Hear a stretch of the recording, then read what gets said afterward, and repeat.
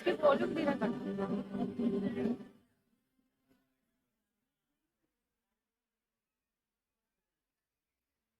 Hello everyone, good afternoon. आज हम सभी यहाँ पर क्यों इकट्ठा हुए हैं? हमारे डिजिटल क्लासरूम के उद्घाटन के लिए। तो सबसे पहले मैं आप सबका, आज सब जानते हैं दिवाली का त्योहार है, लेकिन फिर भी आप सबने हमारे लिए अपना कीमती टाइम यहाँ पर दिया, उसके लिए मैं आप सब छात्र छात्राओं का तहे दिल से हार्दिक अभिनंदन करती हूँ। तालियां। और उसके बाद मैं हमारे यहाँ पर आए पधारे हुए अतिथि जो कि भूतपूर्व एडीएम सर पठान जी सर का तहे दिल से अभिनंदन करती हूँ। उसके बाद हमारे पांड्या सर जी, भूतपूर्व आरएएस अधिकारी, जिनको हम सब बहुत अच्छे से जानते हैं, अच्छे से परिचित है हम इन सबसे, इनका हार्दिक स्वागत करती हूँ। अरे तालियां तो तेज बजाओ भाई। देखो, हम सब जानते हैं आजकल किसका युग है, डिजिटल युग है। आजकल छोटे से लेके बड़े तक बच्चा फोन में सब कुछ जानता है। छोटा बच्चा है 2 साल का, उसको किताब दे दोगे आप, वो कुछ नहीं जानेगा, उसको फोन पकड़ा दो आप, सारी चीज जानते हैं। तो इसलिए हमने भी क्या किया, एक राह चुनी, किसके लिए? डिजिटल के लिए। और हम अपनी मंजिल तक पहुंचे। इस कोचिंग के माध्यम से हमने क्या, यहाँ पर डिजिटल क्लासरूम की हम एक शुरुआत करने जा रहे हैं। अब मैं सबसे पहले हमारे मुख्य अतिथि पठान जी सर से निवेदन करती हूँ कि वो आए और अपना स्थान ग्रहण करें।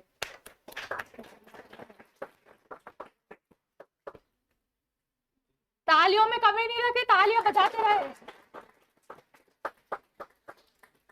अब मैं हमारे पांड्या जी सर का से निवेदन करती हूँ आए और अपना स्थान ग्रहण करें।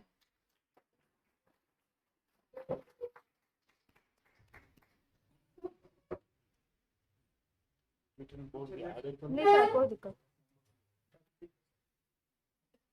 अब एक बार जोरदार तालियां हमारे अतिथियों के लिए। अब मैं चाहूंगी हमारे यहाँ के संचालन सत्येंद्र जी सर आए और हमारे मुख्य अतिथियों का स्वागत करें।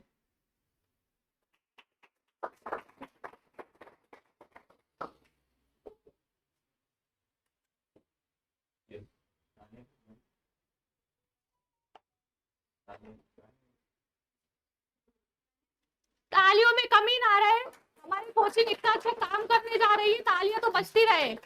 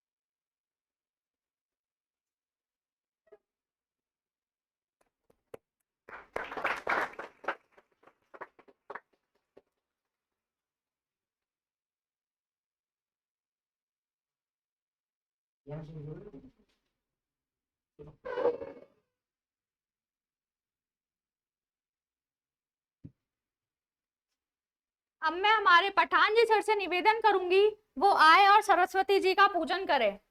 सर। तो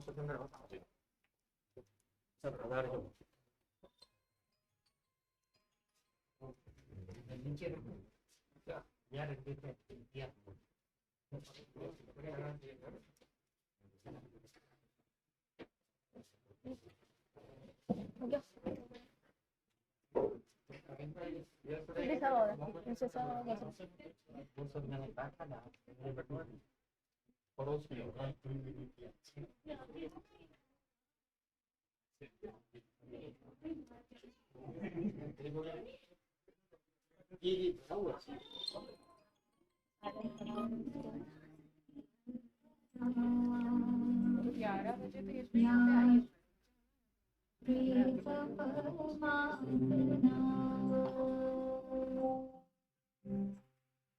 एक बार सभी हाथ जोड़ ले प्रार्थना के लिए।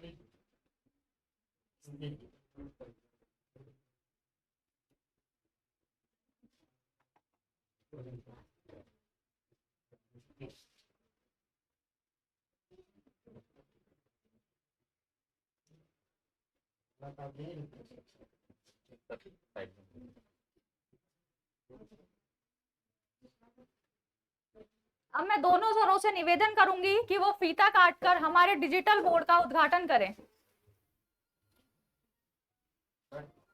सर आपके हाथ सर आपके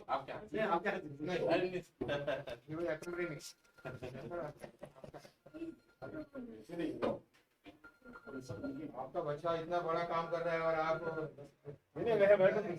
तालियां बजाए।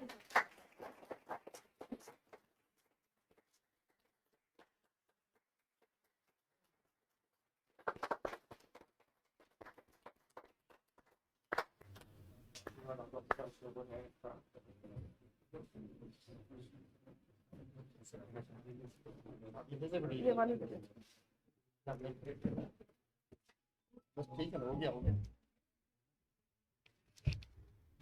मैं हमारे दोनों अतिथियों का तहे दिल से अभिनंदन करती हूँ जो उन्होंने अपना कीमती समय निकाला और हमारे यहाँ के डिजिटल बोर्ड के शुभारंभ के लिए आए।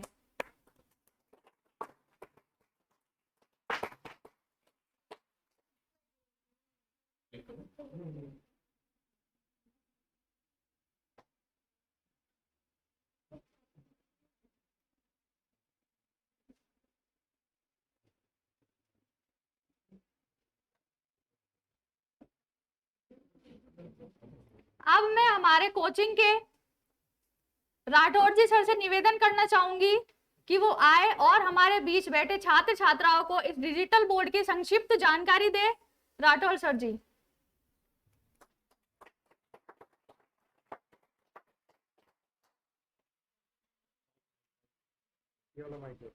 आपकी तो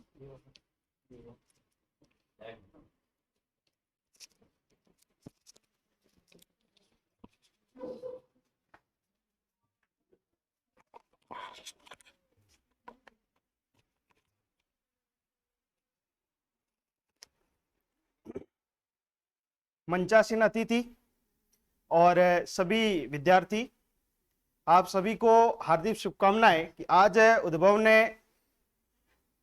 डिजिटल बोर्ड का अनावरण किया है और शिक्षा जगत में एक नया प्रयास विद्यार्थियों के लिए किया गया है। डिजिटल बोर्ड के माध्यम से कई सारी चीजें आपके लिए बहुत ही आसान हो सकती है, जैसे कि आप कहीं दूर बैठे हुए अपने गांव के अंदर हैं और उद्भव ऐप के माध्यम से आप किसी कोर्स या किसी टीचर से आप पढ़ना चाहते हैं तो इस माध्यम से आप आसानी से उससे पढ़ सकते हैं। डिजिटल बोर्ड के माध्यम से हम लोग जो सुदूर या दूर दराज में बैठे हुए विद्यार्थी हैं उन तक शिक्षा पहुंचाने का प्रयास करेंगे और इस पर कार्य नियमित रूप से हमारी टीम लगी हुई है और इस कार्य को प्रगति दी जा रही है। कुछ ही दिनों के अंदर सारे कोर्स ऐप पर अवेलेबल करा दिए जाएंगे और एक नॉमिनल चार्ज के अंदर आपको वो ऐप जो है वो वहां से आप प्राप्त कर सकते हैं। जैसे कि अभी बहुत सारी भर्ती आ चुकी हैं, 3rd ग्रेड है, 2nd ग्रेड है, 1st ग्रेड की एग्जाम जैसे हुई वैसे के वैसे 2nd ग्रेड की एग्जाम आ रही है और 3rd ग्रेड की एग्जाम भी आ रही है। LDC, SI, राजस्थान पुलिस, वनपाल, वन रक्षक, कई सारी भर्तियां अभी आ रही हैं, तो इसके माध्यम से आप पूरा पूरा रिवीजन भी कर सकते हैं। यूट्यूब के माध्यम से भी इस उद्भव का आप क्लास का सारी की सारी जानकारियां वहां से भी ले सकते हैं। आपको सबसे पहले उद्भव ऐप को डाउनलोड करना होगा। इसके बाद वहां पे आपको स्टोर में जाने के बाद वहां पे आपको सारे के सारे ऐप उपलब्ध मिलेंगे। ऐप के साथ साथ वहां पे आपको क्वेश्चन आंसरिंग भी मिलेगी। डेली की जो प्रैक्टिस पेपर होता है जिसे डीपीपी कहते हैं वो भी वहां पर मिलेगी। वो सारा का सारा अगर आप कोर्स परचेज करते हैं तो उस कोर्स के अंदर आपको मिल जाएगा। और यदि आप लोग सिर्फ और सिर्फ एक डीपीपी या क्वेश्चन आंसरिंग को परचेज करते हैं तो आपको वीडियो नहीं प्राप्त होंगे। इसलिए सभी से निवेदन है कि आप लोग कोर्स परचेज करें तो उसके अंदर आपको सारी की सारी चीजें मिल जाएंगी, है ना। और टेलीग्राम चैनल है उसको भी ज्वाइन करते रहिएगा, क्योंकि यहां से जो जो क्लासेस चल रही है वो टेलीग्राम पर हम डालते रहेंगे उसकी पीडीपी। ठीक है, धन्यवाद।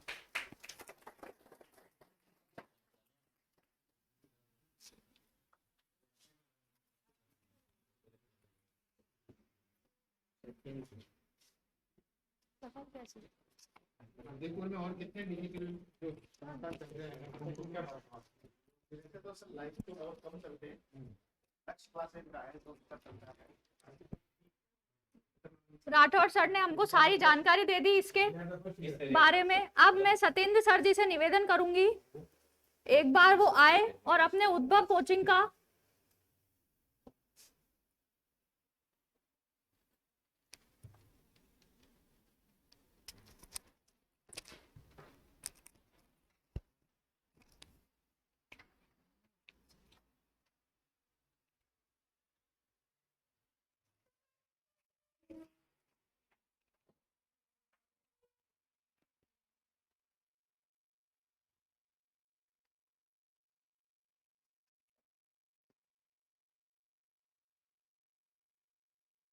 मंच पर विराजमान सभी अतिथिगण, उद्भव संस्थान आपका स्वागत करता है। सभी अभ्यर्थी जो आगामी परीक्षा देने जा रहे हैं, आवाज पीछे तक आ रही है मेरी? और सभी अतिथिगण, साथी सहयोगी सभी, आज हम लोगों ने डिजिटल क्लासरूम का शुभारंभ हालांकि 2 दिन पहले ही कर लिया था, लेकिन आज प्रॉपर तरीके से हम लोगों ने इसको स्टार्ट करने जा रहे हैं। अभ्यर्थियों की काफ़ी मांग थी हमारे यहाँ से, सर जो भी फैकल्टीज आ रही है और जो भी पढ़ा रही है दूसरी जगह भी पढ़ा के आ रहे हैं, लेकिन एक कुछ नई चीज़ करके करें ताकि अभ्यर्थियों के लिए भी काफ़ी अच्छा रहे। और ये डिजिटल युग का ज़माना है, जो भी चीज़ें क्रियान्वित हो सकती है अच्छे से अच्छे, वो इसके माध्यम से काफ़ी अच्छी हो सकती है समझाने के तरीके हिसाब से। ठीक है, और खासकर मैं पंड्या सर को भी बात को बताना चाह रहा हूँ। सर ने भी काफ़ी बोली, जो नक्शे बनाने मेरे लिए आसान हो गए, काफ़ी अच्छा लगा, क्योंकि सर का प्रॉपर सब तरीका समझाने का नक्शे के थ्रू होता है। आप लोग भी पढ़े होंगे, चाहे वो कल्चर हुआ, हिस्ट्री हुआ, कोई भी हुआ। तो एक चीज़ ये हो गई कि अपने लिए कि हम लोग जो भी अब यहाँ पढ़ाया जाएगा उसका आपको प्रॉपर ऐप के थ्रू रिकॉर्ड मिलेगा। इसमें हमारी पूरी टीम लगी हुई है, राठौड़ सर, पीडी सर और साथ में सभी स्टाफ में है ना, जय सर वगैरह। तो अगर आपके साथ साथ दूसरे भी अभ्यर्थी जो जुड़े हुए हैं और हमारी संस्था से जुड़ नहीं पा रहे हैं, उनसे भी आप लोग एक बार संपर्क करें, उनसे बात करें। और अब ऐप पर सारे कोर्सेज जो है वो हमारे पास उपलब्ध है। धन्यवाद, आप लोग सभी सर पधारे। और आप लोगों से मार्गदर्शन आगे भी क्या क्या करना है, किस तरह से पठान सर और पंड्या सर से लेता रहूँगा। और आप लोगों का सहयोग अनिवार्य रूप से हमारे पे रहे हमेशा।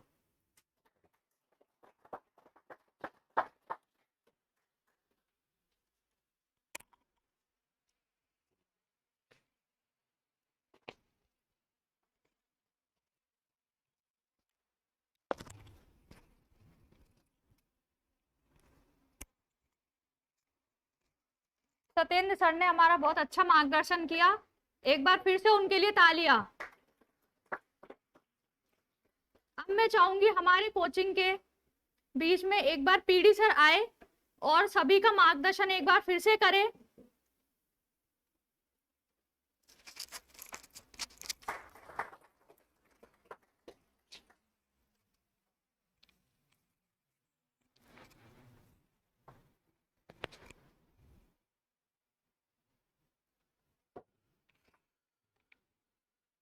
नमस्कार। सर्वप्रथम सरस्वती माँ को वंदन एंड मंच पे विराजमान माननीय अतिथिगण, यहाँ पर पधारे हुए सारे विद्यार्थी एंड साथियों, आज का जो युग है वो डिजिटल युग है और सबसे पहले डिजिटल युग की शुरुआत हुई थी आज से 15 साल पहले, जब कहा गया था एक पॉपुलर नारा कि कर लो दुनिया मुट्ठी में। सबने सुना होगा वैसे। और आज से 25 साल पहले अगर सोचा जाए कि अमेरिका में क्या हो रहा है और यहां पर पता करने में, तो या तो दूरदर्शन टीवी, क्योंकि प्राइवेट न्यूज चैनल भी नहीं हुआ करते थे, तो दूरदर्शन पे जब न्यूज बुलेटिन आता था तभी वो चीज पता चलती थी कि वहां पर क्या घटना घटित हुई है। और एजुकेशन के बारे में तो आप सोच भी नहीं सकते कि डिजिटल एजुकेशन नाम की कोई चीज होगी। बट समय के साथ टेक्नोलॉजी की तरक्की ने हर चीज को आसान बना दिया है और हर चीज जो है वो इतनी अच्छी तरीके से एजुकेशन में टेक्नोलॉजी का यूज करके हासिल की जा सकती है जो पहले कभी सपने में भी नहीं सोची जा सकती थी, आज से 25 साल पहले। तो उसी चीज का विद्यार्थियों को फायदा भी लेना चाहिए, उन चीजों का गलत चीजों में यूज नहीं करना चाहिए अपने मन को भटकाने में, क्योंकि किसी भी चीज का एडवांटेज होता है तो डिसएडवांटेज भी होता है। तो इसीलिए जो स्टूडेंट कॉलेज में पढ़ते हैं या कॉलेज कर चुके हैं, कॉम्पिटिटिव एग्जाम्स की तैयारी करते हैं, तो उनको पता है कि कौन सी चीज क्या सही है उनके लिए और क्या गलत है। और आजकल एजुकेशन में टेक्नोलॉजी का इतना अच्छी तरीके से यूज हो रहा है कि कोई भी स्टूडेंट कहीं पे भी बैठा हुआ किसी भी अच्छी फैकल्टी से पढ़ सकता है और वो अपना नॉलेज को गेन करके अच्छी तरक्की कर सकता है और अच्छे कॉम्पिटिटिव एग्जाम्स में मार्क्स लाके और अच्छी जॉब को पा सकता है या अच्छे कॉलेज में भी एडमिशन ले सकता है। तो इसी के साथ हमारी एक छोटी सी शुरुआत है, जिसमें जो भी यहां पर एक्सपीरियंस फैकल्टीज की क्लास लगेगी, तो यहां पर जो बच्चे पढ़ रहे हैं वो तो बाद में रिवीजन में उन क्लासेस के वीडियो रिकॉर्डेड लेक्चर का फायदा ले ही सकेंगे। और लाइव क्लासेस के थ्रू अगर कोई स्टूडेंट किसी कारणवश नहीं आ पाया या कभी कोई बीमार हो गया तो भी उसका लाभांश उसको मिलेगा। बट अगर कोई दूर दराज गांव में बैठा हुआ विद्यार्थी अगर किसी कारणवश कोचिंग नहीं कर पाता है, तो एक नाम मात्र के शुल्क में वो लाइव क्लास का भी क्या लाभ ले पाएगा और उसका भी कुछ न कुछ तरक्की में हमारा एक छोटा सा योगदान हम कर पाए, तो उससे बड़ी हमारे लिए क्या चीज हो सकती है।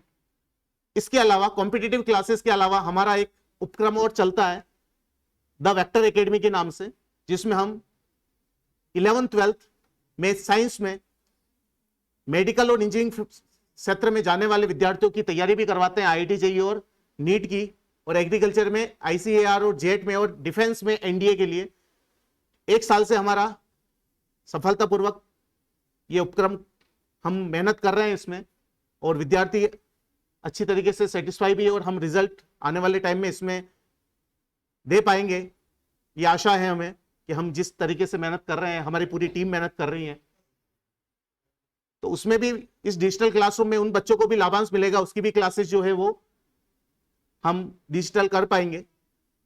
इसी आशा के साथ कि हम जो ये छोटा सा कार्य किया है, ये यहां पर बैठे हुए और जो यहां पर विद्यमान नहीं है इस छात्रों के बड़े बड़े सपने को पूरा करें। इसी के साथ मैं अपनी बात समाप्त करता हूं और आए हुए अतिथिगण और छात्रों को धन्यवाद देता हूं कि आप अपना कीमती समय निकाल कर यहाँ आए हैं और हमारी इस छोटी सी शुरुआत में हमारा साथ दे रहे हैं। धन्यवाद। Thank you.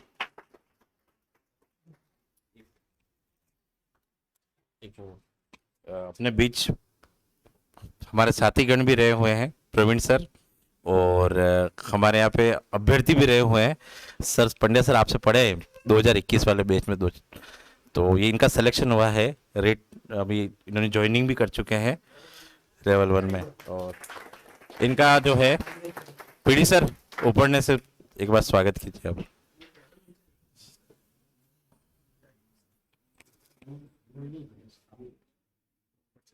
ऊपर चढ़ जाओ। ये तिलक लगा दो सब।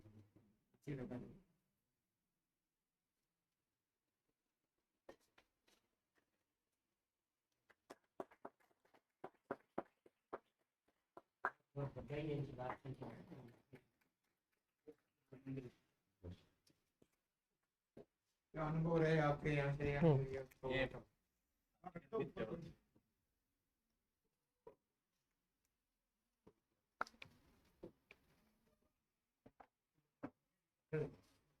कुछ ऐसे विद्यार्थी भी मुझे दिख रहे हैं जो मेरे से पढ़े हुए हैं। यहाँ रीजनिंग में पढ़ाता था यहाँ पे, और फिजिक्स की भी फैकल्टी था, लेकिन उसके साथ में मैं एसटीसी करी, और एसटीसी के साथ मैंने रीट की तैयारी करी सिर्फ 3 महीने।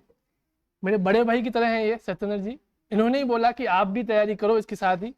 मैंने भी तैयारी करी, मात्र 3 महीनों में उद्भव से ही करी। सर के सानिध्य में इन्होंने मुझे कुछ प्रेरणा दी, उसके साथ ही मैंने तैयारी करी और फाइनली मेरा सिलेक्शन हो गया। आज मेरी ज्वाइनिंग जो हुई है वो बगुंदा में हुई है, मजाम स्कूल में। Thank you. क्या अनुभव रहा? प्राइवेट भी कर रहे थे, सरकारी कर रहे थे, क्या अनुभव? अनुभव तो एक ही है, पैसा। सब जानते हैं आज के ज़माने में, है ना, प्राइवेट सेक्टर और पैसा। ऐसा नहीं, प्राइवेट सेक्टर में बहुत है, ऐसा नहीं है, लेकिन एक सिक्योर जिंदगी जब बोलते हैं हम, है ना, वो गवर्नमेंट में होती है। बाकी प्राइवेट में ऐसा नहीं है कि पैसा बहुत है, इसमें भी हम भी पढ़ाया है 4-5 सालों से, लेकिन फिर लास्ट में प्राइवेट भी अभी भी पढ़ाते हैं कोचिंग, ऐसा नहीं है। कोचिंग सदाबहार है, वो तो है ही, लास्ट में पढ़ाना ही है, लेकिन एक सिक्योर जिंदगी जिसे बोलते हैं हम, गवर्नमेंट जॉब, वो होना जरूरी है। ठीक है ना, इसके लिए धन्यवाद।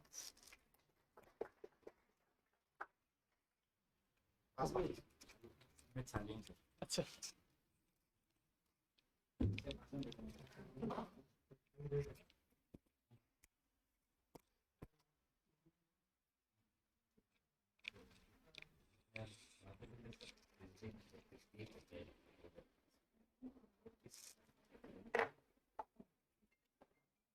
जैसा कि हम सब जानते हैं, आज तक हमारे उदयपुर में नहीं, उदयपुर के बाहर भी हजारों से भी ज्यादा बच्चे हमारे पांड्या जी सर से मार्गदर्शन लिए हुए हैं, और बहुत हजारों से ऊपर बच्चों का सिलेक्शन पांड्या सर जी द्वारा भी कराया जा चुका है।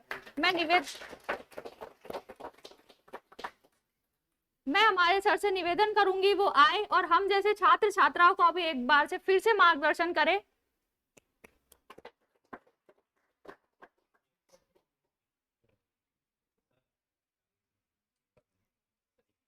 नहीं, आपको लेनी है सर इसमें। राठौर सर, चारण सर बता रहे हैं, अल्पना मैडम बता रहे हैं, दीपेश जी सर है, एक बार आप ऊपर से स्वागत करें सर। तान्याहीन जागृति भी करना, तिलक कर रखा है सर के।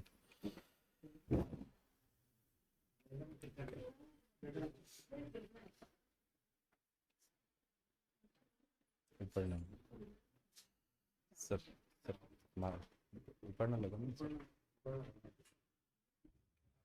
सर, आ गया कैमरे के साथ।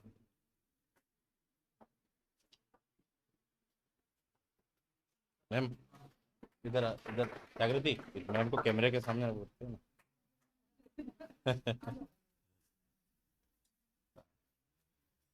एक हाँ, सॉरी।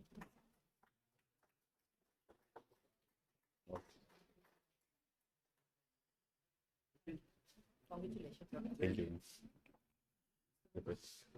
हाँ सर, जय सर, इनके तिलक करना सर। दीपेश जी सर के दोनों।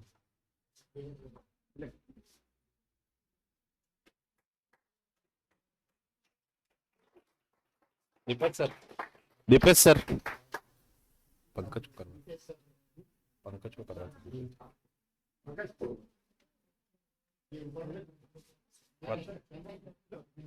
आप करिए आप।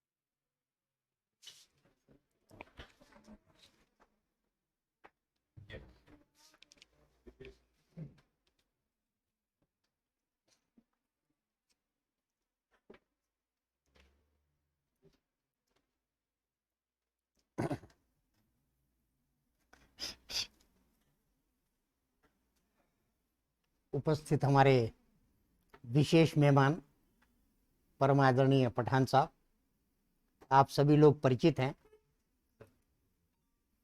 एक दो बार पहले कार्यक्रम में भी अपना अमूल्य समय निकाल करके और हमारा उत्साहवर्धन किया है दिल की गहराइयों से, और उद्भव एकेडमी संस्थान की ओर से, दोनों की ओर से मैं दिल की गहराइयों से आपका आभार, अभिनंदन और धन्यवाद ज्ञापित करता हूं कि हमारे छोटे से बुलावे पर आप पधारते हैं और हमारा उत्साहवर्धन आप करते हैं। इसके अलावा पहली पंक्ति में विराजे हुए और आदरणीय मैडम साहिबा, सवाल बेटे, अभी हमारे जिन साथी की नौकरी लगी है ये हमारी उद्भव की फैकल्टी रही है, बहुत खुशी हुई। एक और फैकल्टी डॉक्टर भरत जोशी, उनकी भी यहाँ रहते हुए नौकरी लगी है, तो दो तो उदाहरण आपके सामने ही है। इसके अलावा अभी एक हर्ष करके और लड़का है, उसकी भी सरकारी नौकरी हो गई है। तो काफ़ी हम लोगों ने सरकारी नौकरियों में देने का प्रयास किया है। सवाल, आज डिजिटल बोर्ड के उद्घाटन का मामला है। हमारे ज़माने में डिजिटल की बात तो छोड़ो, वो मार्कर वाले बोर्ड भी नहीं थे। लकड़ी का एक बोर्ड होता था, उसके ऊपर डामर किया हुआ होता था, काला रंग, और चौक लेकर के और हम पढ़ाते थे। आधी चौक आंख में गिरती और बाकी की पंखा चलता जो कान में घुसती। और यकीन मानिए मैंने 2-3 बार कान साफ करवाए क्योंकि वो चौक घुस गई अंदर। वक्त और समय बदल गया है। जो समय के साथ न बदले वो उन्नति और प्रगति और विकास नहीं कर पाता। समय की नजाकत को समझना पड़ेगा कि वक्त क्या कहता है। बेवकूफों की तरह काम कर लेने से कुछ होना नहीं है।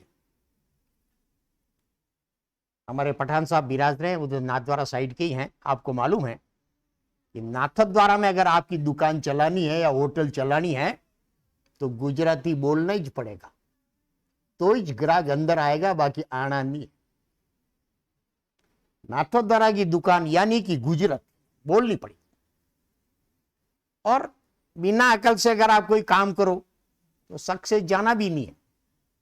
सरदारों के मोहल्ले में जाकर के हेयर कटिंग की दुकान खोलो, अरे बेवकूफ, सुबह से शाम तक बोलनी भी नहीं होनी है, क्योंकि न तो दाढ़ी घुटा रहे न बाल कटा रहे। तो सरदार के मोहल्ले में हेयर कटिंग की दुकान गई करे यार, सुबह से शाम तक बोलनी भी नहीं होती। समय के साथ चलना पड़ेगा, और यही समय के साथ के लिए हमारे पीडी सर ने बोला है, जमाना डिजिटल हो गया। सवाल इस पर सबसे ज्यादा फायदा मेरे को होगा, क्योंकि मैं आते ही राजस्थान और भारत और ये अफ्रीका और अमेरिका बनाता हूं। अब मुझे बनाना ही नहीं है, डायरेक्ट पुश किया और डिस्प्ले हो जाएगा विश्व का मैप भी और भारत का भी और राजस्थान का भी। अभी सुबह ही बनाया इंदिरा गांधी नहर के लिए पंजाब का फिरोजपुर वाला। डिजिटल फ्री नहीं था, बाकी मैं यही बता देता कि ये यहाँ से आई है नहर, यहाँ जा रही है और इतने किलोमीटर की लंबाई यहाँ आते हुए हो जाती है। काफी कुछ फायदा हमें इस डिजिटल बोर्ड से मिलेगा। इसके अलावा हमारे टीम का ये कहना है और इनका ये विश्वास भी है, और ये कर भी देंगे, मुझे इन पर भरोसा है। ऐप लॉन्च करेंगे और ऐप लॉन्च करने से दूर दराज के हमारे साथियों को भी, बच्चों को भी, विद्यार्थियों को भी इससे अपना बहुत अच्छा लाभ मिलेगा। सवाल, ये पहल हमने सिर्फ और सिर्फ आधुनिकता की वजह से की है, ताकि हमारे बच्चों को ज्यादा से ज्यादा लाभ मिले और ज्यादा से ज्यादा चयन हो। सवाल बेटे, मैं अहम नहीं है लेकिन सच्चाई है कि मैंने 19 बार आरपीएससी के पेपर छांटे हैं। मैंने 3rd ग्रेड के भी छांटे हैं, 2nd ग्रेड भी छांटे हैं, बीएड के भी, छांटने से मेरा मतलब मैंने फाइनल किए हैं रीजनल कॉलेज अजमेर में बैठ करके। मेरे को मालूम है पेपर कैसे पूछते हैं। सवाल हम लोग मिनिमम 10% क्वेश्चन ऐसे पूछते हैं जो हम पूछें, लड़के को आना नहीं चाहिए, और लड़के को आता है वो हमको पूछना नहीं। ऐसे पेपर सेट करते हैं। इसके लिए हम आपकी लक्ष्य, दक्ष, रॉय, लूसेंट, सीखवाल, उसके बाद में ये धरोहर, विरासत, आरबीडी सब पढ़ते हैं कि कहां ये लिखा हुआ नहीं है। मैंने पहले भी एक बार बोला था, माउंट आबू को कर्नल जेम्स टॉड ने संतों का शिखर कहा, गुरु शिखर को, माउंट आबू को नहीं, गुरु शिखर को। अपने पूछना ही नहीं कि लड़का लिख देगा कि टॉड ने गुरु शिखर को संतों का शिखर कहा। हम डायरेक्ट पूछेंगे, गुरु शिखर की बात नहीं कर रहे हैं, एक चोटी की बात नहीं कर रहे हैं जो 17-22 मीटर ऊंची है। हम कहेंगे कि माउंट आबू को टॉड ने क्या कहा। चिट्टी पिट्टी गुम, टॉड ने गुरु शिखर को तो संतों का शिखर कहा, लेकिन साला माउंट आबू को क्या कहा था? माउंट आबू को उन्होंने हिंदू ओलंपस कहा था। ऐसे क्वेश्चन उठा करके पूछेंगे हम। आसान भी पूछेंगे।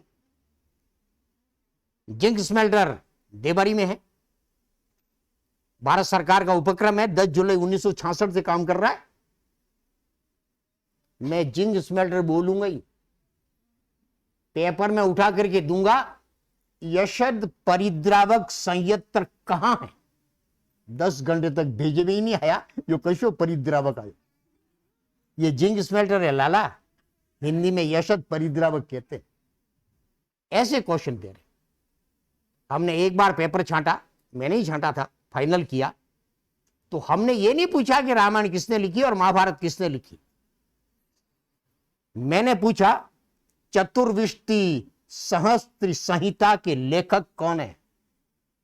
10 घंटे तक भेजे में ही नहीं आया, या कसी सहस्त्री संहिता आई रही है। चतुर्विष्टि का मतलब होता है 24, सहस्त्री का मतलब होता है 1000, 24,000 पद यानी कि रामायण, और लिखने वाले का नाम वाल्मीकि। अगर मैं रामायण किसने लिखी, और कोई लिख देता वाल्मीकि। लिखना नहीं है मेरे को गुमराह करना है। गहरी तैयारी करके कौन आया है, सवाल उसका है। हमने लिखा शत सहस्त्री संहिता के लेखक कौन है? शत का मतलब 100, सहस्त्री का मतलब 1000, 1000 इंटू 100 इक्वल टू 1 लाख, और 1 लाख पद है महाभारत में, और इसे लिखा है वेद व्यास ने। अगर मैं ये जो पूछ लेता कि महाभारत किसने लिखी, हर कोई लिख देता वेद व्यास। राजस्थान का सर्वोच्च शिखर कौन सा? बोले गुरु शिखर। हमने पेपर छांटा, जब हमने लिखा मध्य भारत का सर्वोच्च शिखर कौन सा है, चिट्टी पिट्टी गुम। मध्य भारत में मध्य प्रदेश आता है, साले मध्य प्रदेश में विंध्याचल है, सतपुड़ा है, उधर उसका ध्यान चला गया। अरे मध्य भारत का सर्वोच्च शिखर भी गुरु शिखर ही है। अगर मैं ये पूछता कि राजस्थान का सर्वोच्च कौन सा, लिख देता। मैंने कहा मध्य भारत का कौन सा है, लड़के का दिमाग भटक गया, साला मध्य भारत में कौन सा है? अरे मध्य भारत का भी गुरु शिखर है। ये होती है पढ़ाई। कैसे पढ़ाते हैं, कैसे पेपर छांटते हैं, हम मिसलीड करते हैं। ऐसे प्रश्न भी हम दे रहे हैं। हम पूछेंगे जहां भारत में आज कर्क रेखा गुजर रही है, अगर यहां से भूमध्य रेखा गुजरे तो भारतीय जलवायु पर क्या प्रभाव पड़ेगा? साला इतने साल तो गुजरे नहीं, तो हमारी परीक्षा ही नहीं, भूमध्य रेखा गुजरे। भाई क्यों गुजरे यार, पहले तो कभी गुजरे नहीं। हम ऐसे क्वेश्चन भी पूछेंगे जहां आप लोगों को अनुमान लगाना है। मेरी बात सुनिए, मैंने क्लास में यह भी बोला है कि 2021 की जनगणना कोविड की वजह से हुई नहीं है, लॉकडाउन रहे हैं। सारी दुनिया में अब नए सिरे से गिनती करवा रही है। ये हो जानी चाहिए थी 2021 में, मगर 22 खत्म हो रहा है, हुई नहीं है, अब होगी। सवाल है कि राजस्थान के किस जिले की जनसंख्या बढ़ेगी इस बार? अब यार राजस्थान के किस जिले की बढ़ेगी, गणना तो करा ही नहीं आपने। हमको कोई सपना आवे गई या परीक्षा में कोई नींद आवे गई, फट से बोले जालोर, और जालोर लिख देंगे, ऐसा नहीं है।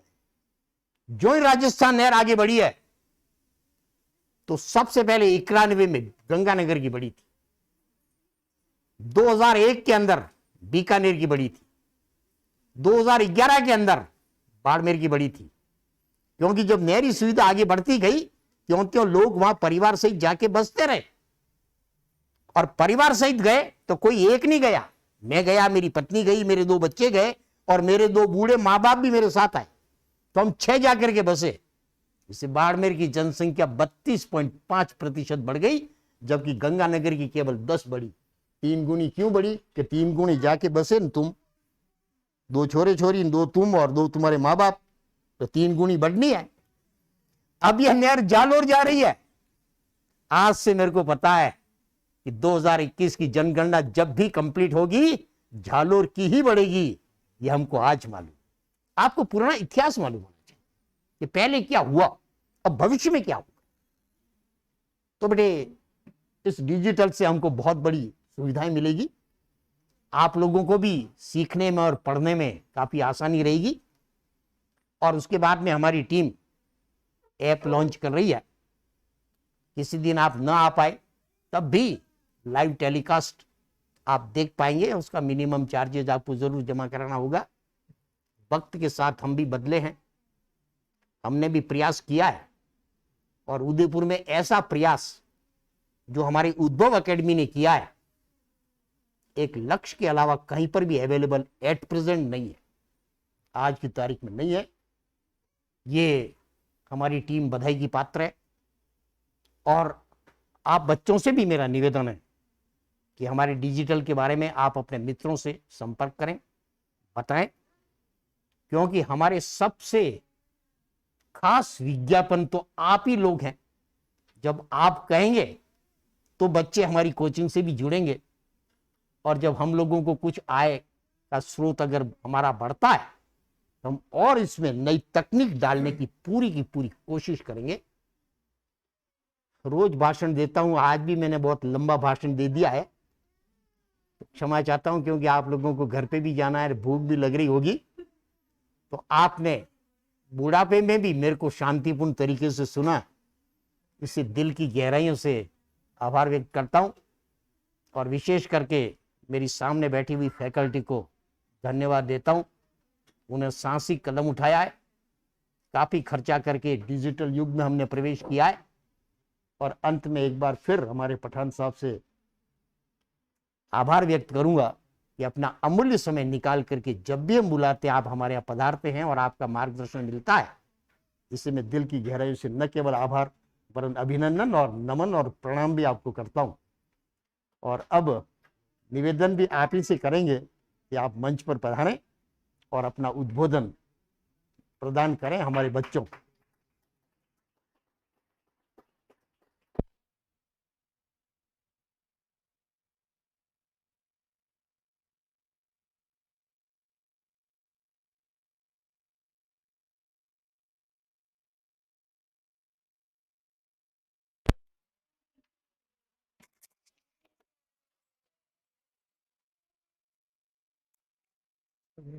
ये पे रखता हूं, चल जाएगा।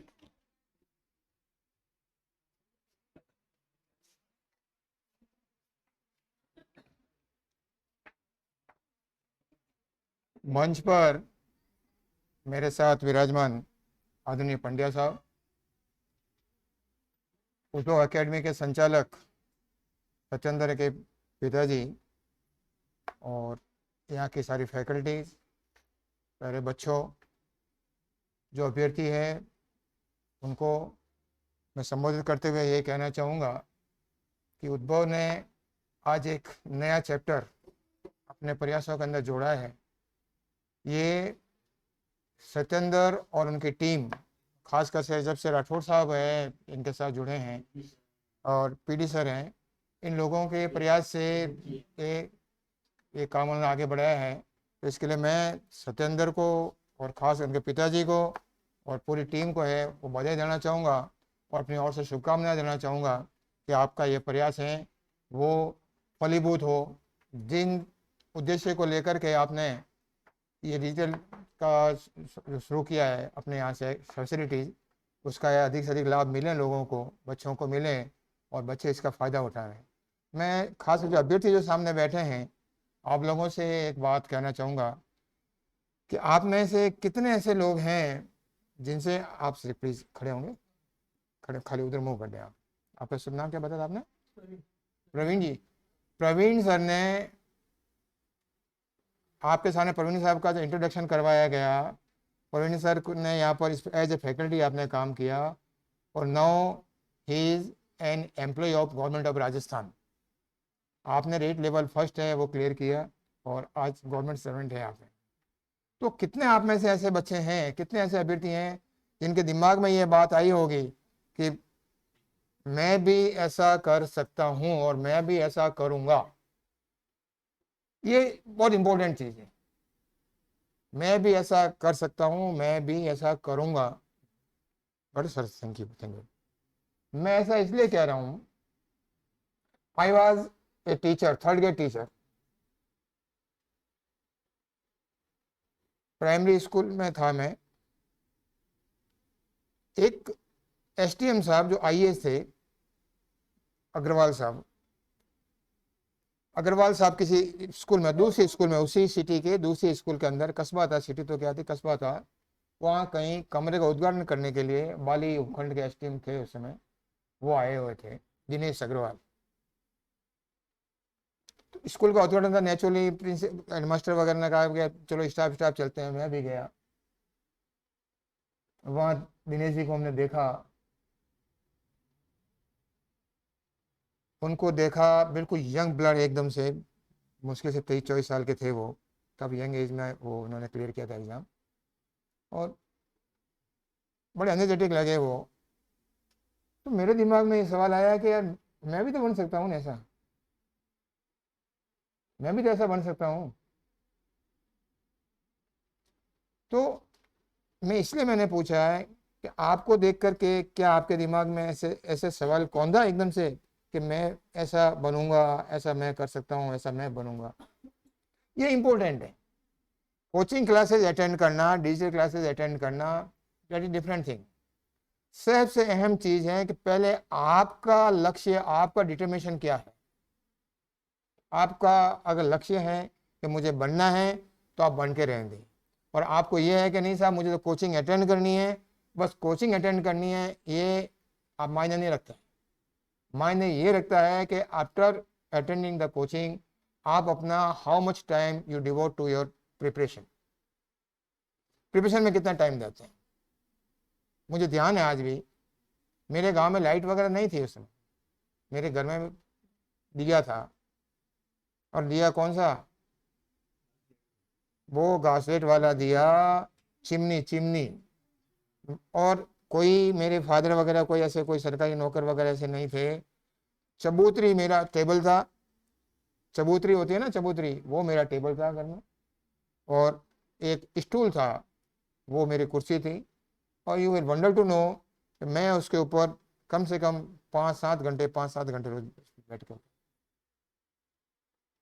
जस्ट कि उन दिनेश जी को मैंने देखा था, मुझे तब से ये लगन लगी थी कि मैं भी इनके जैसा बन सकता हूँ, मैं क्यों नहीं बन सकता है। तो बेटे आप जितने भी सामने बैठे हो, अभ्यर्थी बैठे हैं, मेरा आपसे रिक्वेस्ट है कि ये कभी कभार ऐसा मौका मिलता है, हमेशा भगवान ऐसी अपॉर्चुनिटी नहीं देता है। कभी आपको भगवान ऐसा मौका देता है जब आपका एक्सपोजर किसी ऐसे व्यक्ति से होता है, ऐसी जगह से होता है कि आप अगर सोचते हैं, देखते हैं ढंग से, ऑब्जर्वेशन आपका सही है, तो आपको बहुत बड़ी प्रेरणा मिलती है। मेरा एक्सपोजर, मेरे अगर मैं नहीं जाता वहाँ पर, दिनेश जी को नहीं देखता, तो शायद मेरे ख्याल से मैं वो नहीं सोच पाता, मैं भी वैसे थर्ड ग्रेड का एक टीचर के रूप में पढ़ा रहता। पर मुझे लगा कि मैं भी कर सकता हूँ, मैंने किया, साधन ढूंढे, किताबें ढूंढी। किताबों के लिए भी उस समय तो जैसे आज आपको, आप तो एक आप बटन दबाओ और आपको कितने किताबों की लिस्ट मिले, उस समय तो हम बड़े जाकर के गवर्नमेंट की हमारे स्कूल में लाइब्रेरी थी, वहाँ जाके बैठते थे, टीचर्स हमारे पढ़ाने वाले उनसे बात करते थे, जिन्होंने मुझे पढ़ाया था उनसे बात करता था मैं। तो ये ऐसी चीज़ें जहाँ बेटे एक्सपोजर आपको सही हो और आपका डेडिकेशन सही हो। अगर आपने ठान लिया है तो वो काम होगा, अगर आपने नहीं ठाना है और खाली एक अपना का टाइम बर्बाद जा करके बैठना है क्लास में, तो आप कुछ नहीं कर पाते। एक बड़ी अच्छी साहब ने जो बताई आपका जो वास्ट एक्सपीरियंस है जो रहा मतलब बोर्ड एग्ज़ाम के जो पेपर्स वगैरह बनाए पेपर सेटिंग के लिए, तो सर ने आपको बताया है, और आप में से कई ऐसे लोग भी होंगे जो उन्होंने पहले प्रीवियस एग्जाम में ही एंट्री की होगी, आप लोगों ने एंट्री हुए होंगे, आपको ध्यान होगा पेपर कैसे आते हैं। मेरा मानना है, और मैं जो करता था मैं बताऊं आपको मैं, कि आपको खुद को पेपर सेटर बनने की काबिलियत पैदा करनी है। अगर आप जिस जिस विषय को पढ़ रहे हैं उसका पेपर क्या हो सकता है, संभावित पेपर 1 2 3 4 5, वो बना सकते हो क्या आप? अगर वो काबिलियत आप में आ गई तो आपको मैं लिख के देता हूँ, गारंटी है मेरी 100%, आपको कोई रोक नहीं सकता एग्जाम, कोई रोक नहीं सकता। और ये ऐसे ही नहीं आती है, ये काबिलियत होती है ऐसे नहीं आती है, ये काबिलियत आपको निरंतर प्रयासों से आती है।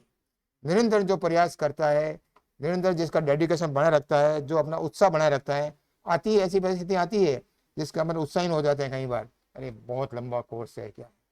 आप उस लंबे कोर्स को देखो ही मत, आप तो एक टॉपिक को देखो, एक टॉपिक को देखो, उस एक टॉपिक को बढ़िया तैयार कर, और आपस में बैठ करके आप एक दूसरे से सवाल करो, पूछो, घुमा फिरा के पूछिएगा। जैसे साहब बता रहे ना कि माउंट आबू के लिए उन्होंने किस तरीके से सवाल उन्होंने घुमा फिरा के पूछा, रामायण महाभारत के किस पर सवाल, तो क्या क्या चीज़ें हो सकती है, वो सारी चीज़ें अवेलेबल है आपके पास। बहुत साधन है, हम लोगों के पास में उतने साधन नहीं थे, हम तो इतने साधन संपन्न अगर होते करते तो क्या करते हो और बहुत आगे बढ़ते, पर नहीं बढ़ पाए हम लोग आगे। और परंतु RS में जरूर हम यहाँ तक पहुँच गए RS में, ये भी भगवान का बहुत बड़ा शुक्र है कि उन्होंने एक थर्ड ग्रेड के टीचर से, मैं थर्ड ग्रेड का टीचर भी रहा, बता दूं आपको, मैं 6 साल के अंदर 5 साल के अंदर 5 साल के अंदर एक थर्ड ग्रेड के टीचर से मैं RS बन गया। और सीधा ही नहीं, सेकंड ग्रेड का टीचर बना मैं प्राइवेट पढ़ा, 11th पास करके मैं एक अनट्रेन टीचर बन गया था। मैं उस समय STC की कोई वॉन्स निकली थी, फॉर्म भरा, सिलेक्शन हो गया और अनट्रेन टीचर उसमें लिए, 105 रुपये में नौकरी लगी थी हमारी, 274 रुपये 50 पैसे मिलते थे हमको। और हमारे लिए सौभाग्य की बात ये थी कि वो 274 रुपये 50 पैसे के लिए हमने साल भर नौकरी की। गवर्नमेंट ने उसी समय STC 2 साल की थी, और 2 साल की STC में हमको 1 साल का स्टाइपेंड दिया था, और 1 साल हमको नौकरी में रहते हुए 1 साल करना था। तो ऐसे करके हमने STC के 2 साल किए थे, 2 साल हमारे पूरे हुए थे। आप तो बेटा कुछ नहीं करते हो, हम तो बगड़ी नगर STC है, बगड़ी नगर STC मेरे गांव से जाता था मैं, तो गेहूं का जो डिब्बा होता है ना, वो यहाँ रात करके रेलवे स्टेशन कम से कम 3 किलोमीटर पड़ता था। रात को 12 साढ़े 12 ट्रेन चलती, वहाँ से उतर करके हमारे STC वाले वहाँ जाते, हॉस्टल में जाते, और प्राइवेट लोग भी रहते थे, तो प्राइवेट के साथ मैं रहता था। वहाँ पर जाके गेहूँ खुद पिसाते थे, खुद रोटियाँ बनाते थे, खाते थे, करते थे, और ये STC की ट्रेनिंग करते थे। मैंने B.Ed किया, मैंने B.Ed किया, प्राइवेट था। अब देखिए आपको बताऊँ मैं बेटा कि आप कुछ क्यों नहीं कर सकते हो। मैंने ठान लिया था कि मुझे इंग्लिश में BA करनी है। प्राइवेट था, मैं कोई कॉलेज में नहीं गया, मैं कोई यूनिवर्सिटी नहीं देखी, ना किसी का कोई था, ना मेरा ऐसा बैकग्राउंड था, फैमिली बैकग्राउंड भी नहीं था। मैंने हिंदी लिटरेचर, इंग्लिश लिटरेचर और इतिहास ग्रेजुएशन के लिए सब्जेक्ट चूज किए। इंग्लिश, मैंने कहा इंग्लिश पढ़ूंगा मैं, लिटरेचर है तो भी पढ़ूंगा, मैं पढ़ूंगा। क्यों पढ़ूंगा कि मैं जब 10th में था, 10th बोर्ड में था, तो मेरे हिंदी में, इंग्लिश में और संस्कृत में, तीनों लैंग्वेज में 200 लड़के थे हमारे बोर्ड एग्जाम में बैठने वाले। उन तीनों लैंग्वेज में सब में मेरे मोर देन 60% मार्क्स थे। तो हमारे प्रिंसिपल को वंडर हुआ कि यार ऐसा कौन बच्चा है जो लैंग्वेज में, इंग्लिश लैंग्वेज भी उसकी इसमें मोर देन 60%, हिंदी में मोर देन 60% और संस्कृत में भी मोर देन 60%। मैंने तभी ठान लिया था, मैंने कहा मैं इंग्लिश लिटरेचर में BA करूंगा, और इवन MA भी करूंगा। मुझे ये भी था, मैंने B.Ed किया। B.Ed करते लिटरेचर इंग्लिश में था, तो मेरा विद इन 6 months है आफ्टर पासिंग द B.Ed मेरा सेकंड ग्रेड के टीचर के अंदर हो गया। और हार्डली मैं 6 महीने मैंने सेकंड ग्रेड टीचिंग की होगी, और मैं बैठा नहीं। मैं सबसे बड़ी चीज़ तो देखिए आपको बता दूं, मैं after joining as third grade teacher मैं बिल्कुल नहीं बैठा, समय का इंतजार नहीं किया। मैंने कहा नहीं, मुझे निकलना है, इस टीचिंग से ऊपर उठना है। तो मैंने कंटिन्यू अपनी पढ़ाई रखी। B.Ed भी किया मैंने। B.Ed करने से 1 साल पहले जब मुझे टाइम मिला तो मैंने MA कर लिया था। तो उसी दौरान सेकंड ग्रेड के टीचर के दौरान ही मुझे आरपीएससी से हिस्ट्री के लेक्चर की वैकेंसी निकली, मैंने एमए हिस्ट्री में किया मैंने, और मुझे 9th रैंक से सिलेक्शन हो गया मेरा। आरपीएससी की रैंक जो हुई इसमें 9th रैंक में, 6 महीने के अंदर ही, after B Ed, passing the B Ed. और उस 6 महीने के बाद में जब मैंने आरपीएससी क्लियर कर दिया तो 6 महीने बाद में मेरी पोस्टिंग इसमें हो गई लेक्चर हिंदी हिस्ट्री के अंदर। पर मैं बैठा नहीं, मैं I was not satisfied, I was not satisfied. मैं आप जैसे बैठे हो ऐसे इन बच्चों की एक्स्ट्रा क्लास लेता था मैं। मेरे पढ़ने वाले बच्चे जो भी थे, इंग्लिश के थे, हिस्ट्री के थे, उनकी एक्स्ट्रा क्लास लेता था।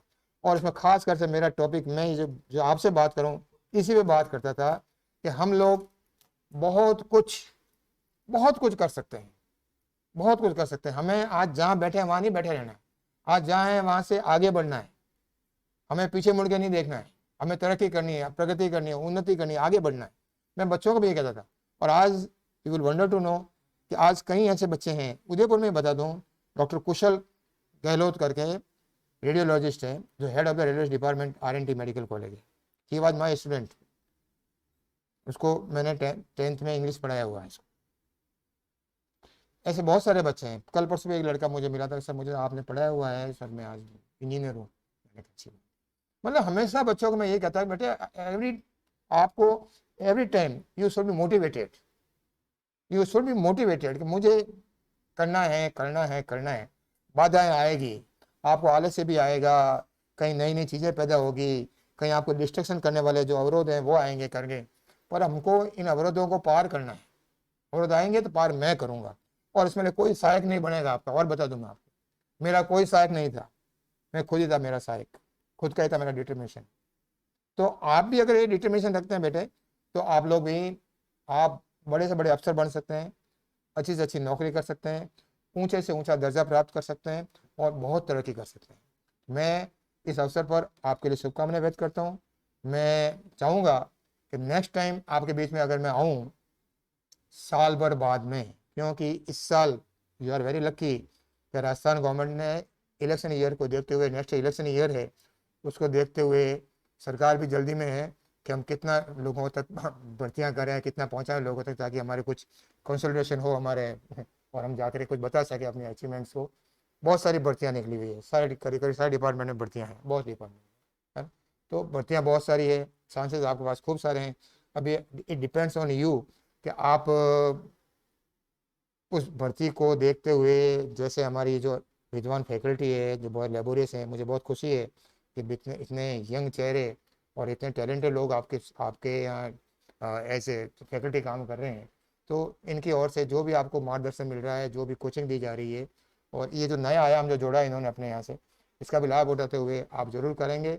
मैं चाहूँगा कि साल 2 साल बाद में आपकी ओर से भी 4-5 लोग आकर के यहाँ आपकी तरह, प्रवीण जी की तरह आकर खड़े होकर के हम उनका स्वागत करें, हम उनको उनकी ओर से उद्बोधन दिलावें और उनका आशीर्वाद है आप लोगों को दिलावें, ऐसे मेरी कामना है।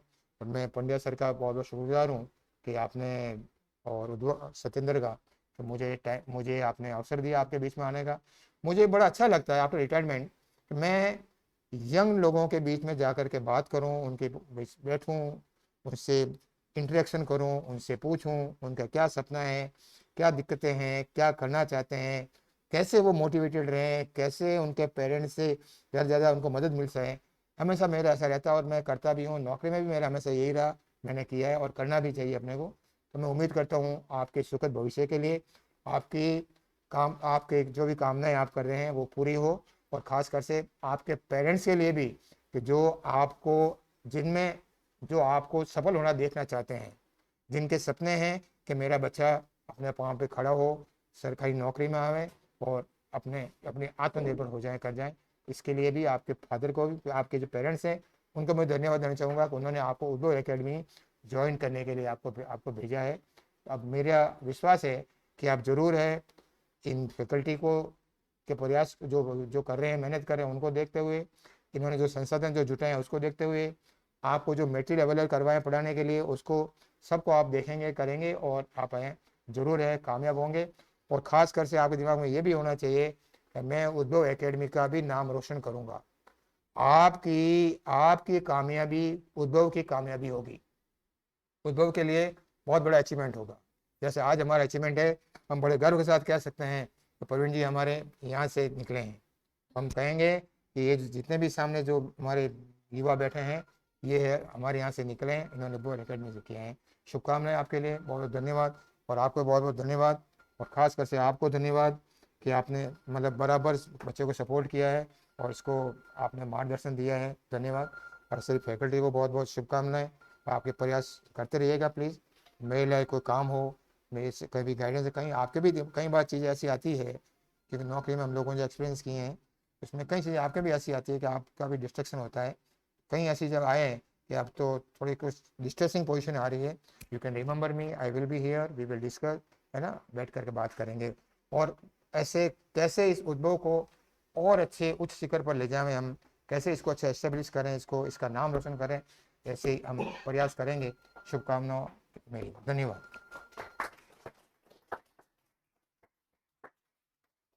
सबका उद्बोधन आपने सुना। अध्यापक से आरएस अधिकारी बने, मैं थोड़े फंक्शन में आ रहा हूँ मैं ना, आपने ठीक है। जो एक बात कही वो ध्यान में रखनी है। Those who have the strong willpower, those who have the strong willpower, they can achieve their ambitions and goals in the life. जो दृढ़ इच्छा शक्ति रखते हैं वो अपने लक्ष्य को छू जाते। हो इरादों में हकीकत, हौसलों में जल जला, ये आसमां झुककर तुम्हारे पांव तक आ जाएगा। अपने हौसलों को कम मत कीजिए। बुलंद इरादे हो, दृढ़ इच्छा शक्ति हो तो कोई भी चीज मुश्किल नहीं है। मैं यही बात क्लास में भी कहता हूं। शाम हुई है, उजाला जरूर होगा। मेहनत कीजिए, ये सरकारी नौकरियां अपने कदम चूमेगी। बशर्त है हो इरादों में हकीकत और हौसलों में जल जल, ये होना चाहिए। यही बात अभी पठान सर ने बोली, मुझे बहुत अच्छी लगी। रानी गया इसलिए मैं वापस खड़ा हो गया। बहुत बहुत धन्यवाद।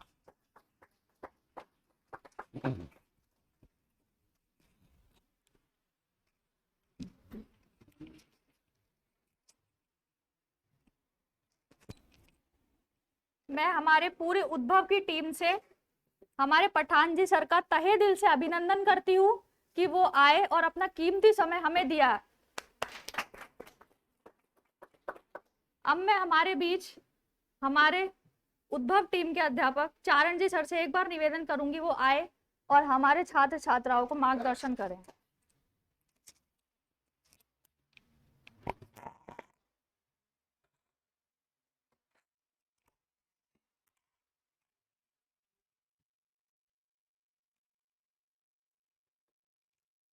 आदरणीय पठान सर, पांड्या सर और उद्योग फैकल्टी सत्येंद्र जी राठौड़ सर और मेरे साथी खेमराजी सर और प्यारे बच्चों, आप सभी का हार्दिक स्वागत और अभिनंदन उद्योग परिवार में और डिजिटल उद्योग परिवार।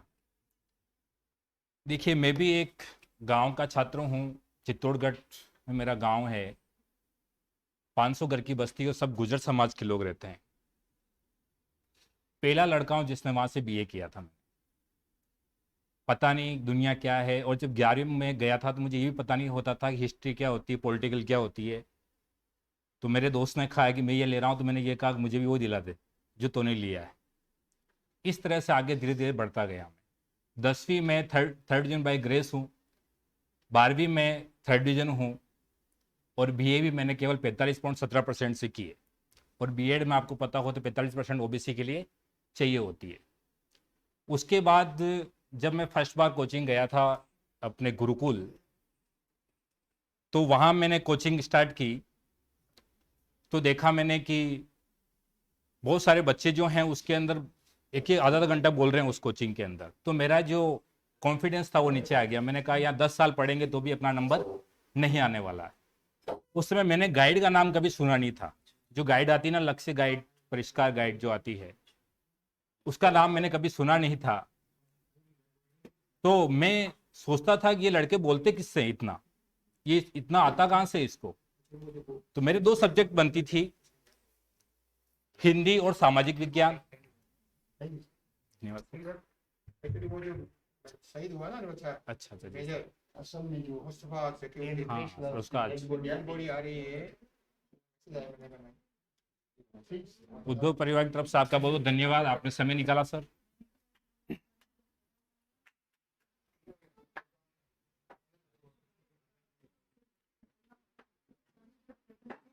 तो मैं हिंदी में गया पहले, तो हिंदी के अंदर आपको पता हो जब इतिहास शुरू होता है तो गारसा दे तासी, ये तो हिंदुस्तानी, इस तरह के शब्द इंग्लिश के आने लगे। तो मैंने कहा मैं हिंदी पढ़ने आया हूँ, ये तो इंग्लिश है। तो मैं सामाजिक में भगा, तो सामाजिक में भगा तो वहां पर अनुच्छेद पढ़ा रहे थे और गणित अपनी बहुत कमजोर थी, गणित में 6 नंबर का ग्रेस लगा था मुझे। तो वापस वहां से भी मुझे ज़्यादा कुछ मिला नहीं, वापस मैं हिंदी में आया और फिर मैंने धीरे धीरे देखा, उनको पढ़ाते करते देखा मैंने। फिर एक दोस्त से पूछा, मैंने कहा तुमको इतना आता कहाँ से, बोलते कहाँ से? तो उन्होंने कहा कि हम गाइड से पढ़ते हैं। अब हमारे एक प्रेम सिंह जी बेदला के अंदर एक गाइड साहब है, मैंने देखा उनसे पढ़ते दिखते हैं। मैं उनके घर पे पहुंच गया, मैंने कहा प्रेम सिंह जी यार हमको ही कुछ बताओ, आप पढ़ाते हो? कि मैं कब पढ़ाता हूँ, ये हकीकत बता रहा हूँ, मेरे जीवन की वास्तविक घटना बता रहा हूँ मैं आपको। तो क्या मैं तो नहीं पढ़ाता हूँ? मैंने कहा बच्चे कह रहे थे गाइड, तो गाइड तो आप ही हो। ये खैर वो नहीं, गाइड नहीं होती, चेटक सर्कल के ऊपर पर ये दुकानें होती, वहां पर गाइड मिलती है, वहां से लेके आनी पड़ेगी। फर्स्ट बार चेतक सर्कल गया और वहां से मैंने लक्ष्य की गाइड इस तरह से कुछ खरीदी थी और फिर मुझे भी आगे बोलने का मौका मिला। चारण तो हूं मैं, तो बोलने का बड़ा मन था, लेकिन आवे तब बोले ना इंसान, जब आता ही नहीं तो कहां से बोलेगा। तो ऐसे करके 2010 में मैंने सब चीज देखी। 2011 में मेरा पटवारी में सिलेक्शन हुआ, उसी के दौरान मेरा ग्राम सेवक में सिलेक्शन हुआ और वो भी अच्छी रैंक से, जनरल से मेरा सिलेक्शन हुआ। फिर मेरे एसआई के अंदर मेरा 11वीं रैंक थी राजस्थान के अंदर, मेरी एसआई सब इंस्पेक्टर एग्जाम के अंदर। फिर 2011 के अंदर मैं हिंदी के अंदर 0.8 से रहा हूँ। 2012 के अंदर मेरा हिंदी के अंदर 16वां स्थान था राजस्थान के अंदर। फिर मैंने फर्स्ट ग्रेड 2015 दिया, उसमें मेरा 364वां स्थान था मेरा। फिर मैंने 2 बार आरएस प्री क्लियर किया। मैंने वही बच्चा हूँ जो बीए तक उस लेवल का था।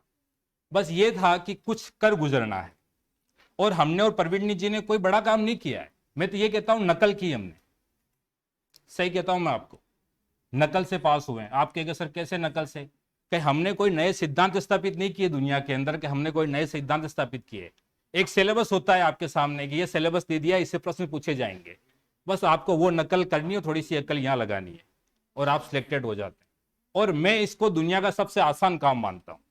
दुनिया में बाकी सब काम बड़े भारी हैं, अपने अकल के अपनी बुद्धि का यूज करके हम यदि किसी मुकाम पर स्थापित कर लेते हैं तो बहुत बड़ा काम होता है, इसमें कोई बड़ी बात नहीं है। तो इस तरह से ये मैं बता रहा हूं, आप मेरा उदाहरण कि मैं कभी, या कोई भी कहता है कि एकेडमिक रिकॉर्ड अच्छा होना चाहिए, फर्स्ट डिवीजन वाला होना चाहिए, गोल्ड मेडल। अब मेरा बुआ का लड़का है जो सुखाड़िया से गोल्ड मेडलिस्ट, अभी 3rd ग्रेड में सेक्शन नहीं हुआ उसका। कारण है, कोई कारण होगा उसका भी। और कमल को खिलने के लिए कीचड़ की आवश्यकता होती है, उसको आप अच्छे पानी में रख लीजिए, वो नहीं खिल पाएगा। उसके लिए उसका आपकी परिस्थितियां ही सबसे बड़ी मोटिवेशन है आपके लिए कि मुझे इस चीज से बाहर निकलना है। मेरे पास सब सुविधाएं होगी, मेरे पास कार होगी, सब होगी, तो मैं पागल हूं जो पढ़ाई करूंगा? क्या जरूरत है मेरे को पढ़ाई करने की? मैं पढ़ाई तब करूंगा जब मुझे उसकी जरूरत महसूस होगी। तो सबसे सेल्फ मोटिवेशन सबसे बड़ा मोटिवेशन होता है, उसको लेकर चलिए। या तो 3 साल भाग लो या फिर 30 साल भाग लो जीवन के अंदर। जयशंकर प्रसाद की बहुत प्यारी पंक्तियां हैं कि होते जाते सर्व संयोग सूत्र विफल, तो भी होगा श्रेय का बीज कोई। कि यदि जीवन में आप 1-2 एग्जाम में असफल हो जाते हैं तो उससे निराश होने की जरूरत नहीं है आपको, वो कुछ ना कुछ तो आपको देकर ही जाएंगे। और वो जो देके जाएगा अनुभव जो है आपका, वो अगले एग्जाम के अंदर आपके काम आता है। और उस अनुभव का सहारा लेते हुए यदि आप आगे चलते हैं तो आप अपना मुकाम जरूर स्थापित कर पाएंगे। इसीलिए मैं आपसे सिर्फ बच्चों को सिर्फ यही कहना चाहता हूं कि कुछ कर गुजरने की तमन्ना रखिए। कुछ जीवन में आए, बाकी तो बहुत सारे लोग हैं, मर जाएंगे चल जाए, दुनिया है तो चलती रहती है, लेकिन कुछ करके गुजरें और मेहनत इतनी खामोशी से करें कि सफलता उसका शोर मचा दे। आपको कहने नहीं पड़े आप कौन हो, फिर बाद में आपसे पूछेगा अच्छा आप वहां हो। बड़ा फर्क होता है। मैंने जब नौकरी लगने के बाद मेरा जो समाज में आना जाना हुआ, देखा तो बड़ा एक रुतबा लगा मुझे अपने आप को, जैसे मैं आरएस बन गया हूँ। अपने अपने सर्कल के तो हम आरएस ही बनते हैं, उसके अंदर एक गवर्नमेंट कोई एम्प्लॉय बन जाता है तो मुझे भी लोग जानने लगे कि ये उनका लड़का है, ये टीचर है, वो ये है, ये है, ये है, तो मुझे भी अच्छा लगने लगा। तो कुछ अपनी दुनिया बनाई है जिसके बादशाह आप खुद बने। मेरा सिर्फ इतना ही कहना है। बहुत बहुत धन्यवाद। और डिजिटल इंडिया है ये आपका, तो डिजिटल उद्भव में भी आप इसका प्रचार करें और इसका लाभ लें, तो इससे बहुत सारी, इससे आपको बहुत लाभांश है। आप कितने ही चीज़ों को आप आराम से घर पे पढ़ सकते हैं। आप यहाँ नहीं आए तो घर पे उसका आप, जैसे ही आप ऑफलाइन क्लास में ये होता है कि जैसे कोई बच्चा नहीं आया उस दिन तो वो उसका लाभांश ले नहीं पाता, लेकिन डिजिटल का ये फायदा है कि वापस आप दूसरे दिन भी उसको देख सकते हैं। खेमराज सर मेरे साथी रहे हैं, हम साथ में धार के अंदर स्कूल के अंदर में 2012 में 13-14 तक मैं इनके साथ रहा हूँ, और फिर इनके सर का ट्रांसफ़र हो गया, मेरा भी प्रमोशन हो गया, इस तरह से हम चलते रहे। और पांड्या सर का हार्दिक स्वागत और अभिनंदन। ये हमारे उद्भव टीम के मेन मेंबर हैं, हमारे यही हैं आदर्श, इनका ही हम आगे लेके चलते हैं। बहुत बहुत धन्यवाद आप सभी का, मुझे जो समय दिया।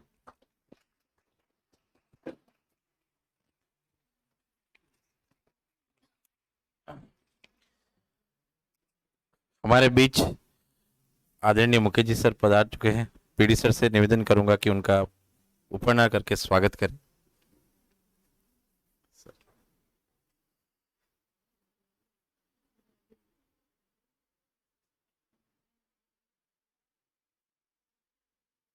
आप वर्तमान में गुरु गोविंद सिंह स्कूल में व्याख्याता पद पर हैं।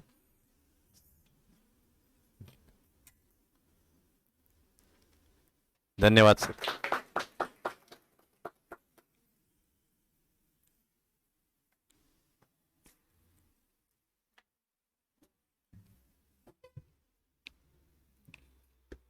अब मैं एक बार हमारे बीच दीपेश सर से निवेदन करना चाहूंगी, वो 2 मिनट बस यहाँ पे आए और हमारे छात्र छात्राओं को थोड़ा सा मार्गदर्शन करें।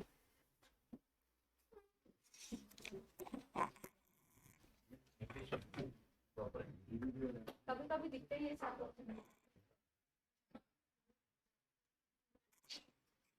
So good afternoon everyone. आवाज नहीं आ रही? थक गए क्या? भूख लग रही है? Okay, yes, one second. Good afternoon everyone. तो मैं तो अभी like I am just a kid for them in front of them I am just learning from them, so I'll say only a few things. Although it's been a long time that I have been working and teaching. It's around 6 to 7 years I have started teaching, but still I am learning each and every day. So very simple thing I would like to say to all of you: you have to learn from each and everybody, and in the end when you collect everything you will become a perfect man. I had no idea that I'll be speaking in front of a class or addressing with such a personalities with us. So you just have to collect small things, knowledge from everyone, and gather and make a bundle of it and use it. So that's the only way to success. And the last thing which I would like to add: to become successful you have to just keep revising what you are doing. There is the only one thing. Once you complete your syllabus, it's not going to make you successful. You have to do revision again and again, again and again. Many of the students ask me, sir, how we can remember each and everything like others? So I would like to say only one thing, that the revision is the key to success. So if you revise everything, your syllabus, then you will be definitely successful one day. Thank you so much everyone.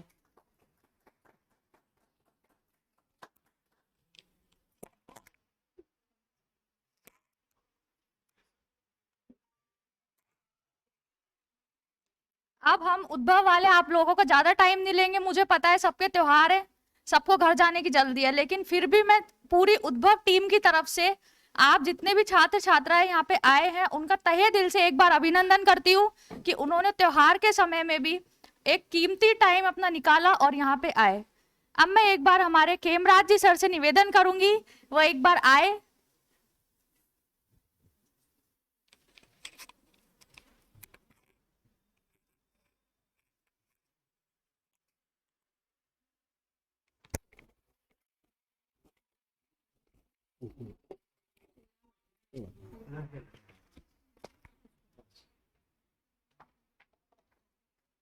माँ सरस्वती को नमन।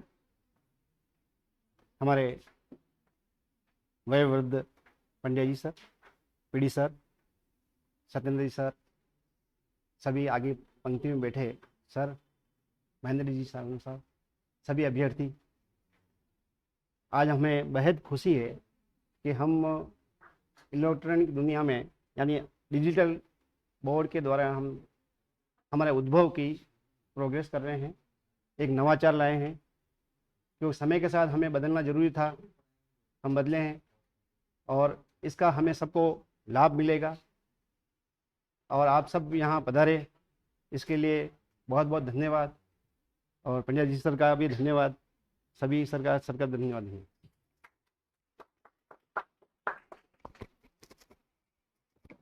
आप सभी को दिवाली की शुभकामनाएं।